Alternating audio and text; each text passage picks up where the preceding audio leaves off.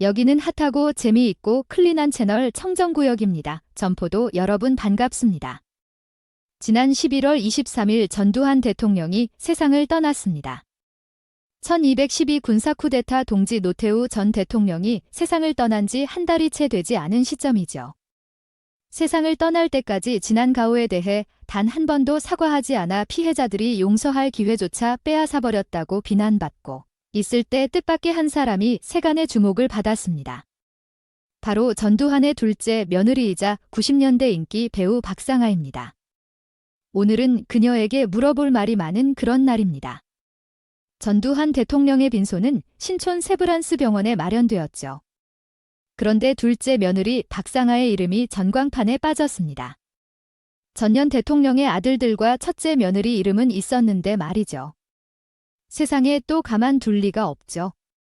이를 놓고 다양한 추측들이 쏟아지자 밤낮 잽싸게 이름이 다시 올라왔습니다. 관계자의 말에 따르면 가족이 많은 경우 며느리는 첫째만 이름이 올라가기도 하지만 유가족이 결정한 일이라 자세한 이유는 모른다고 했었는데요. 관계자 말대로 단순 관례상 그랬던 것일까요? 아니면 세간의 주목을 받는 것이 부담스러워 그랬던 것일까요? 오늘은 비밀스러운 그녀가 이름을 올릴 수 없는 비밀 박상아의 삶을 함께 들여다보도록 하겠습니다. 그럼 청포도 분들 오늘도 각설하고 바로 시작해 보겠습니다. 박상아는 1972년 경남 밀양에서 태어나 한국에서 유년 시절을 보냈습니다. 중학교 1학년 때 가족과 함께 미국으로 이민을 떠난 이후 1991년 미스 난가주 대회 미스 아시아 USA 미스 폴라 미스 혼다 대회 등에서 줄줄이 미녀상으로 입상하게 됩니다. 1993년 영화 비오는 날의 수채화투를 통해 배우로 데뷔 KBS 슈퍼탤런트 대상을 수상하며 주목받게 됩니다. 같은 해에 박상아는 말 그대로 대박이 납니다. 시청률 60%라는 경이로운 수치를 기록한 드라마 젊은이의 양지에 출연하며 스타덤에 오른 것이죠. 이후 8월에 신부천사의 키스테조 왕권 결혼의 법칙 등등 인기 드라마는 물론 예능으로까지 활동 범위를 넓혀 인기를 누렸는데요. 그러다 드디어 박상아에게도 연문설이 터집니다. 2001년 한 남자와 연인 관계라는 소문이 돌기 시작했는데 그 남자는 뜻밖에도 제5공화국의 대통령 전두환이 차남 전재용이었습니다. 그 당시 박상아는 그분의 유부남인데 내가 간통을 했다는 뜻인가요 하면서 열애설을 아주 강력히 부인했죠. 그리고 당시만 해도 그 의혹의 말 그대로 열애설에 불과해 보였습니다. 그러던 그녀는 돌연 연기 활동과 MC 활동을 중단하고 어느새 방송에서 그녀의 모습을 찾아볼 수 없게 됩니다. 방송 출연 이때 맺은 박상아의 이름이 의외로 뉴스에 나오게 된 것은 2003년이었습니다. 바로 전재용 씨 비자금 사건이었는데요. 검찰이 H그룹 비자금 수사 중 전재용의 차명 계좌에서 1,607억 원을 발견하게 되는데 검찰은 이 돈을 전두환의 비자금이라고 확신하게 된 것이죠.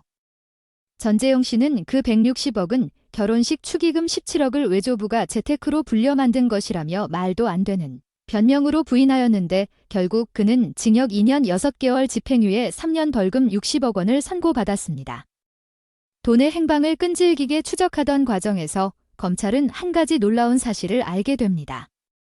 전재용 씨 비자금의 일부가 박상아와 그의 어머니 계좌로 입금되었다는 사실. 이 사건이 언론을 통해 보도되면서 박상아와 전재용 씨의 관계가 만천하에 드러나게 됩니다. 상황이 이렇게 되자 검찰 수사를 받은 이후 박상아는 미국으로 떠나고 공식 석상에서 모습을 감추게 됩니다. 이후 전재용 씨는 한 언론사와의 인터뷰에서 2003년 비자금 문제에 박상아가 연루됐다는 소문이 돌아 미국으로 떠나야만 했다고 밝히면서 박상아와 비자금은 아무런 관계가 없다고 해명한 바 있습니다. 그러나 여전히 이 의혹은 완전히 해소되지 않고 있습니다. 2007년 박상아가 전재용 씨와 미국에서 결혼식을 올린 것 같다는 소식이 한 매체를 통해 전해졌습니다. 이후 여러 언론에서 이 이슈를 다루자 전 정치인의 인터뷰를 통해 박상아와 자신의 사실혼 관계를 밝히게 됩니다. 이후 두 사람은 한국의 비밀리에 입국하여 정식으로 결혼식을 올리게 됩니다. 그런데 한 가지 주목할 것은 한 재미 언론인이 자신의 책을 통해 박상아는 이미 2003년에 전재용 씨와 결혼식을 올린 후 혼인신고를 했다고 주장한 사실입니다. 2003년 전재용 씨는 두 번째 아내가 있는 상황이었죠. 만약 그의 주장이 사실이라면 박상아는 법적 혼인관계가 있는 남자와 결혼을 한 것이 됩니다. 이른바 이중 결혼 당시 세간에는 비자금 사건이 보도되면서 미국으로 떠난 직후 박상아가 전재용 씨와 결혼한 것이 아닌가 하는 소문이 돌았다고 하네요. 박상아의 큰딸이 2006년생이라는 것도 이와 관련이 있지 않을까 추측이 됩니다. 아무튼은 박상아가 전두환의 아들과 그것도 이중 결혼을 했다는 사실은 당시 매우 쇼킹한 뉴스였습니다. 박상아는 이에 대한 공식적인 입장을 지금까지도 밝히고 있지 않습니다. 박상아의 소식은 이후에도 대부분 뉴스를 통해 알 수 있었습니다. 물론 그다지 좋지 못한 뉴스이긴 했지만요. 2013년 박상아는 외국인 학교에 자녀를 부정 입학시킨 혐의로 검찰에 의해 기소되어 벌금 1,500만 원을 선고받았습니다. 두 자녀가 외국인 학교에 입학할 수 있는 자격이 되지 않는다는 것을 알고도 허위로 입학 서류를 제출했다는 것인데요. 당시에 박상아와 같은 혐의로 처벌받은 사람 중에는 현대가 며느리 노현정 전 아나운서도 있었죠. 자녀를 자퇴시키는 등 후속 조치를 한 점을 참작받아 벌금형에 그쳤지만 사회적인 지탄은 피해갈 수 없었습니다. 한편 남편 전재용 씨가 구치소에서 이른바 황제 노역 중일 때 명품 가방과 신발을 신고 마스크를 쓴 상태로 면회를 오는 박상아 씨의 모습이 언론사 카메라에 찍히기도 했습니다. 전 씨가 경기도 오산에 있는 땅을 팔면서 다운계약서를 작성해 양도소득세 27억 원을 탈세한 혐의로 기소되어 벌금 40억 원을 선고받았는데 벌금을 내지 못하자 노역장에 약 2년 8개월 동안 수감되었습니다. 벌금 액수를 수감 일수로 나누면 노역 일당이 무려 400만 원, 그래서 황제 노역공제 노역했던 것이랍니다. 박상아는 2011년, 2013년 개인 회원권 가격이 무려 1억 3천만 원인 서울 반얀트리 수영장에서 목격된 바 있습니다. 대한민국 상위 0.01%를 위한 최고급 수영장이죠. 박상아 하면 재산 이야기를 하지 않을 수 없죠. 그도 그럴 것이 남편 전재용 씨가 전두환 전 대통령으로부터 막대한 재산을 물려받았을 것으로 추정되기 때문입니다. 전 대통령은 퇴임 시 약 2천억 원의 비자금을 가지고 나온 것으로 알려져 있는데요.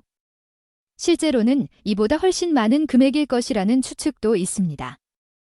둘째 아들인 전재용 씨가 보유한 회사인 BLS의 자산 규모가 425건이 넘는다고 알려져 있습니다. 스피커 1. 2003년 전재용 씨가 비자금 수사 당시 1,607억 중 73억이 전두환 비자금이라는 사실이 밝혀졌고 황제 노역의 원인이 된 오산의 땅도 28억에 매입해서 400억에 팔았죠.